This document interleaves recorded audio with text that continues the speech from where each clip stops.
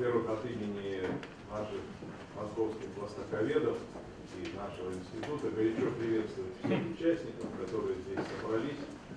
Это действительно очень радостное для нас событие, для всех, кто занимается Востоком, кто занимается отношениями нашей страны с Востоком, поскольку Дербент – это символ взаимодействия нескольких великих евразийских культур, где на протяжении столетий не только сосуществуют, но и взаимодействуют, обмениваются культурными ценностями жителей Кавказа, русские, персы, арабы, тюркские народы на протяжении многих столетий.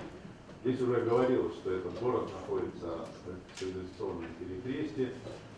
Я думаю, не важны споры о том, кто древнее Керчь 2600 лет, Дербент 2000 лет. Дело ведь не в этом.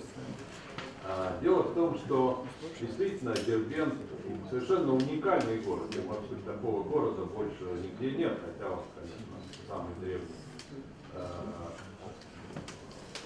Античный город на территории нашей страны. Но, повторяю, не в этом дело. А в чем же дело? А дело в том, что где еще есть город, в котором не только впервые в нашу страну вошло православие, вошел ислам, практически через несколько лет после его возникновения, что тоже уникально, вошел иудаизм, а место, где все три авраамические религии не просто там впервые появились, они с тех пор непрерывно сосуществуют друг с другом. Никто никого никуда не вытянет. Вот это вот совершенно уникальная вещь, которая действительно больше нигде нет. Вот, ведь, наверное, Дербент самый толерантный город не только потому, сколько там межконфессиональных и межэтнических браков, а потому что все конфессии здесь много на протяжении вот этих сотен лет мирно живут вместе и процветают. Я думаю, что мы все, и прежде всего ученые, гордимся тем, что мы имеем такой город в нашей стране. И более того, как уже тоже говорилось, тем, что в этом городе сохранились фактически в неприкосновенности древнейшие памятники архитектуры, городской планировки.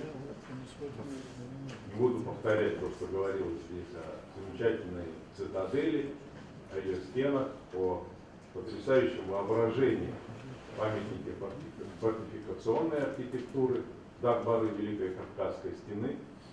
Вот мы с нашими коллегами уже почти 10 лет тому назад делали по заказу арабоязычного канала «Россия сегодня» фильм о Дагестане и фильм прежде всего серии о Дербенте.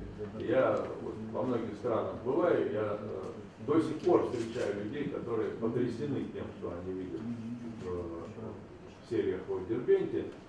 И просто говорят, что они не представляли себе, что может быть такое величие этих памятников, которые нам показывают, такое величие этой культуры и цивилизации. На фоне того, что сегодня творят террористы с памятниками культуры на Ближнем Востоке, Дербент и забота о сохранении его памятников – это предмет нашей гордости, пример для многих других народов, для многих других наций.